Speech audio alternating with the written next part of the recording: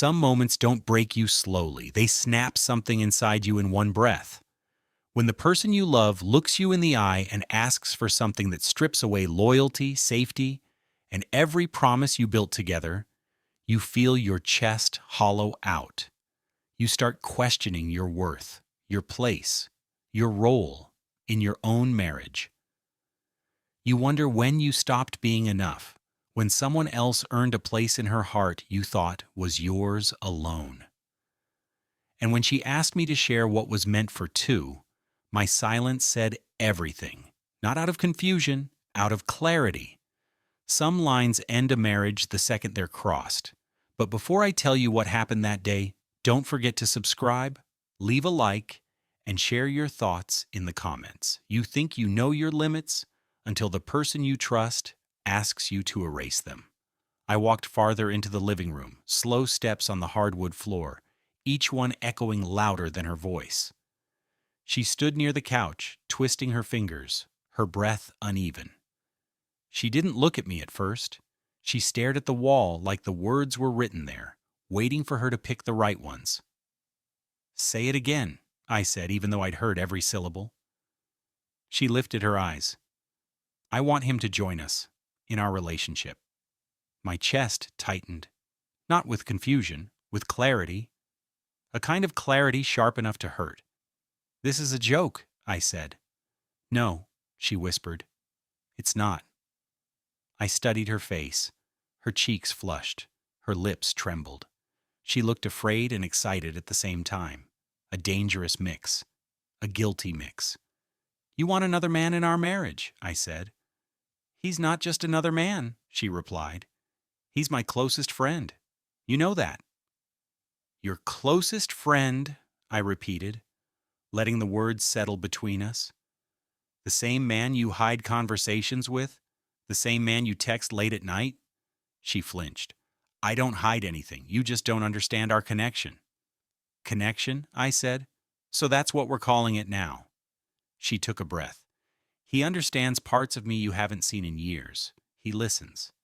He makes me feel supported." Supported. A simple word, but it dug deeper than any insult could. "So you want to reward him," I said, "by giving him access to what belongs to us." She stepped forward. "Please don't use words like that. I'm not property." "You're my wife," I said. "That's not ownership. That's commitment." Her eyes softened for a second, then hardened again. "Commitment doesn't have to limit growth?" I stared at her. "He put this idea in your head, didn't he?" She looked away. That was my answer.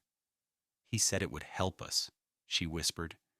"He said it could bring new energy, new closeness, new possibilities." "Closeness with who?" I asked. "Me or him?" She opened her mouth, but nothing came out.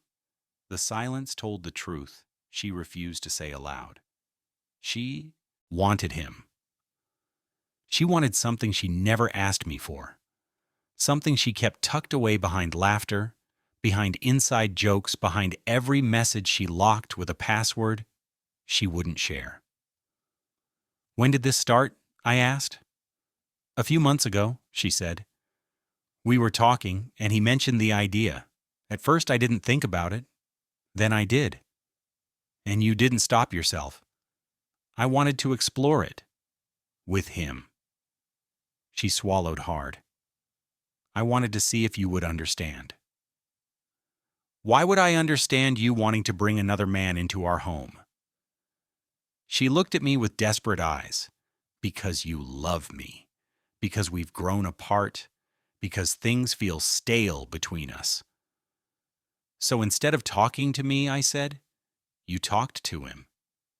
She closed her eyes as if the truth hurt her too. "I needed someone who would listen," she whispered. "I listened," I said, "for years. Every time you felt low. Every time you doubted yourself.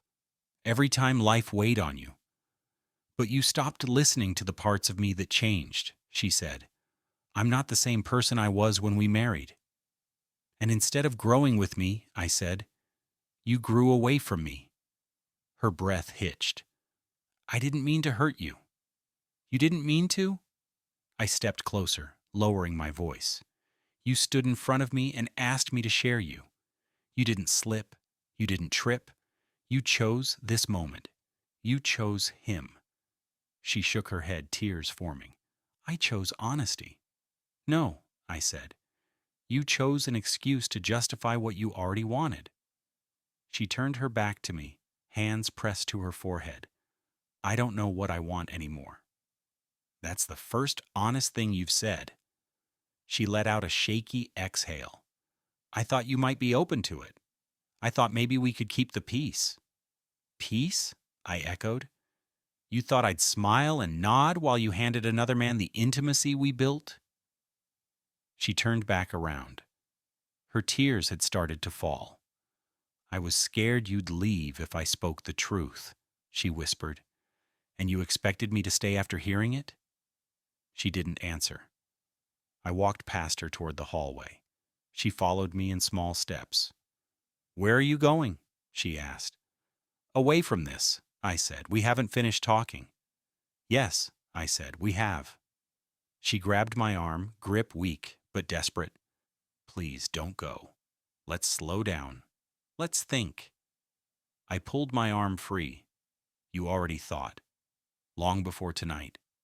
She inhaled sharply. You're walking away without trying? I'm walking away, I said, because I tried for years. She covered her mouth with her hand, tears spilling faster. I didn't cheat. No, I said. But you built a door for him, and you asked me to open it. She sank against the wall, sliding to the floor. Please, don't do this. I looked at her one last time. A woman I loved. A woman I trusted. A woman who handed another man space in her heart and asked me to welcome him in. You didn't lose me tonight, I said quietly. You gave me away months ago. Her sobs filled the hallway as I turned and walked toward the door. She whispered something behind me, soft, broken. I thought you'd fight for me. I stopped with my hand on the doorknob. I'm not fighting for a marriage you already invited someone else into, I said. Then I opened the door. The night air hit my face. Cool, heavy, clearing. I stepped outside. The door closed behind me. I stepped into the night without looking back. The air felt sharp against my skin, sharper than her words, sharper than the truth she tried to sell as honesty. My mind spun, but my steps stayed steady. I walked past the driveway, past the mailbox, past every piece of our life built on promises she broke long before she asked her question. Halfway down the street, my phone buzzed. Her name. I let it vibrate until the screen went dark again. She wanted me to fight for something she already offered to someone else. She wanted me to share her when she didn't share the truth.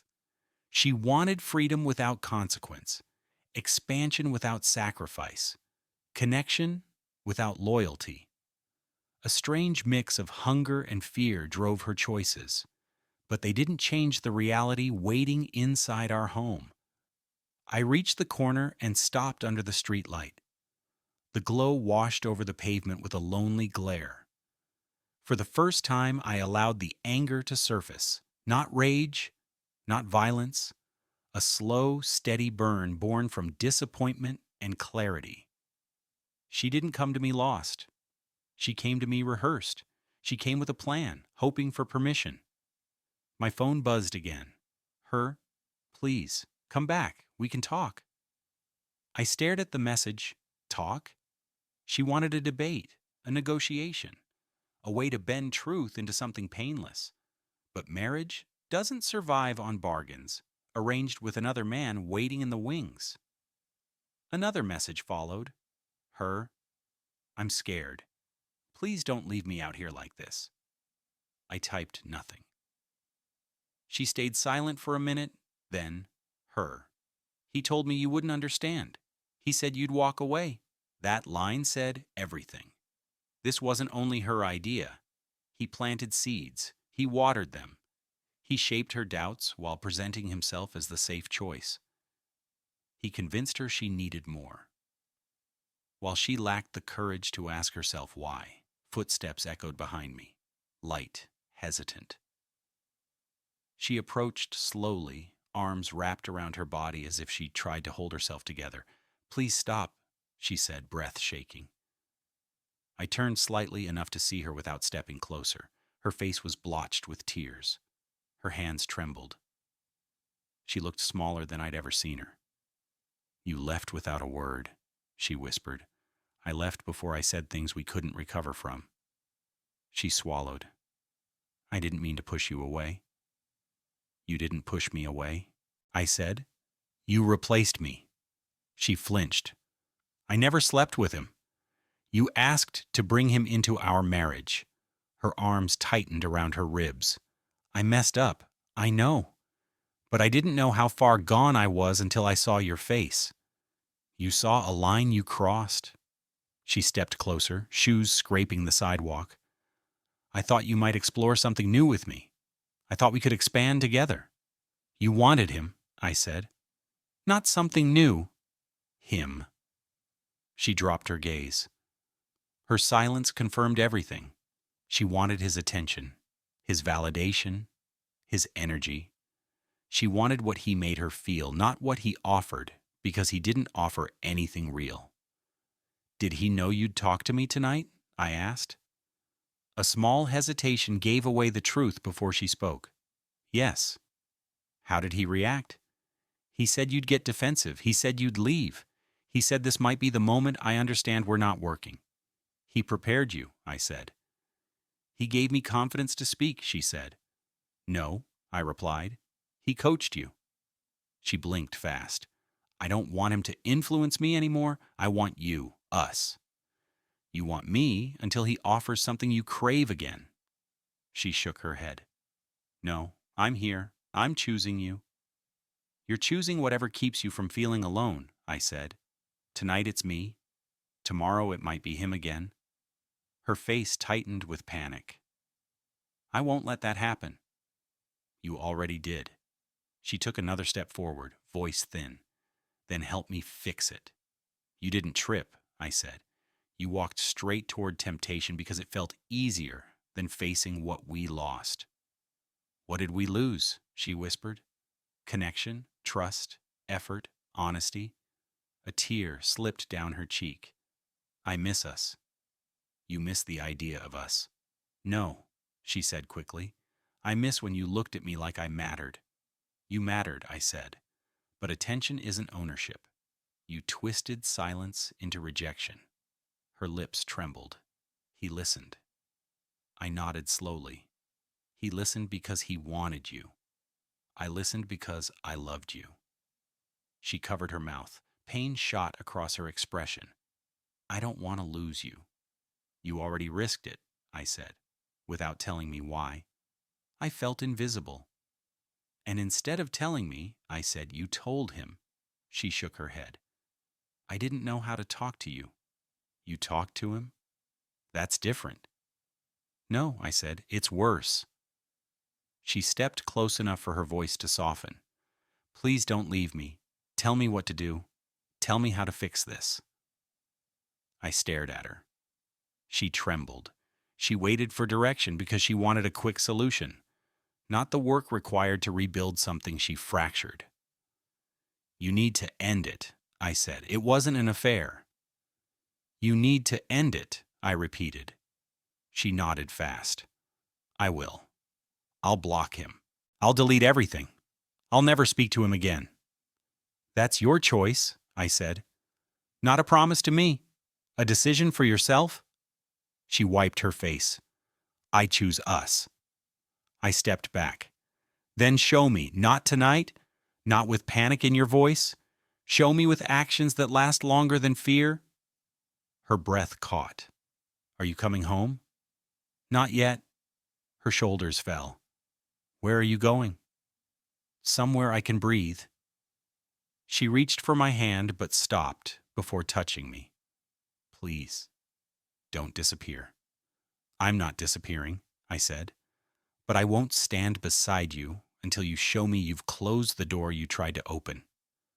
Her tears fell again, slower, heavier. "Will you come back?" she whispered. "If you choose us tomorrow," I said.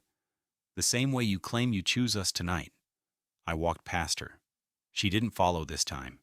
She stood under the street light alone, hugging herself, facing the weight of her choices, without someone to cushion the fall.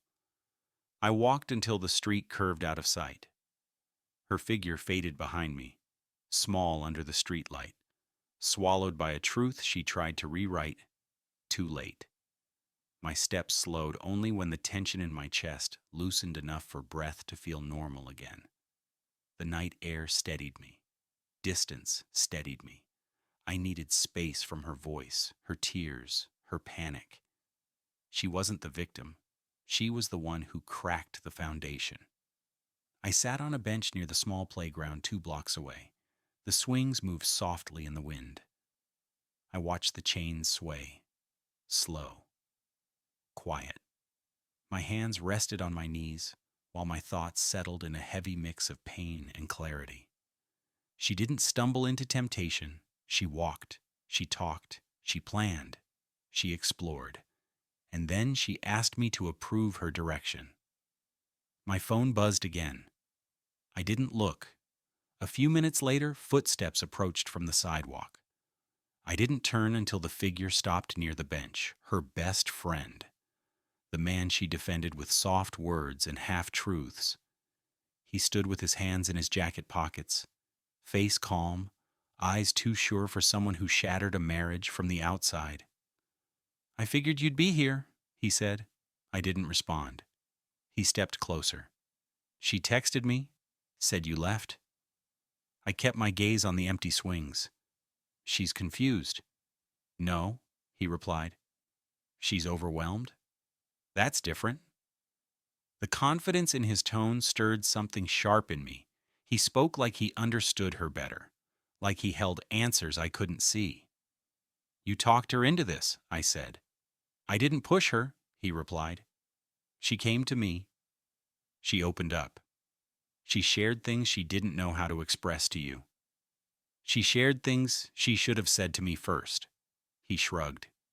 "People seek comfort where they feel safe." "And you think your safety?" "I'm presence," he said. "When someone feels alone, presence makes a difference." I turned my head then, meeting his eyes.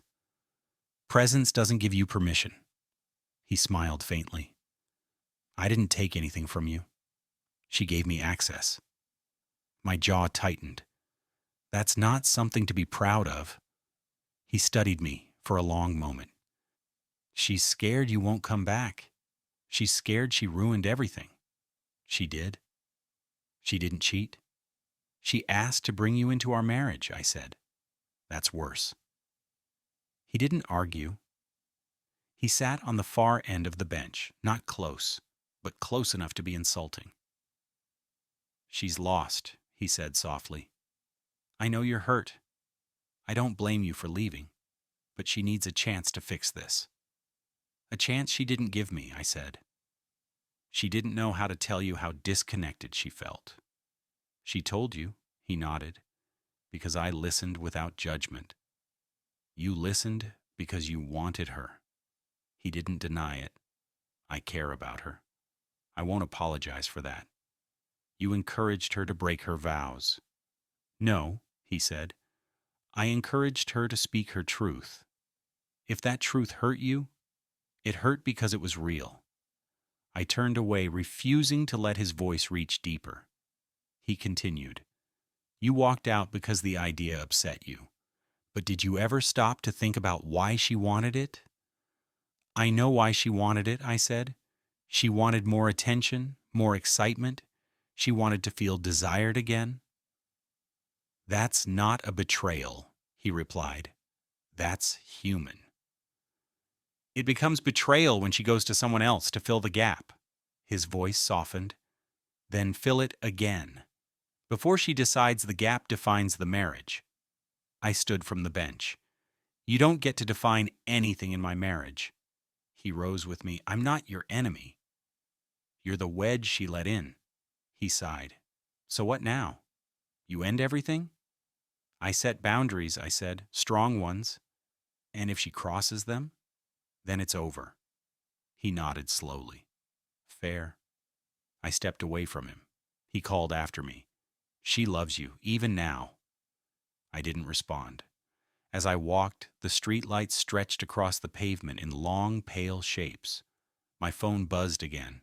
I checked it this time. Her. I told him to stop contacting me. I told him we're done. I'm choosing us. Another message followed. Her. Please come home. I'm here. I'm waiting. I'm scared. But I'm here. I read the messages twice. She was choosing. Maybe out of fear, maybe out of love, maybe out of loss. I didn't know yet. But the choice was written in her words, shaky but sincere. I turned around and walked back toward the house. Slow steps, steady breath. When I reached the front door, it opened before I touched the handle.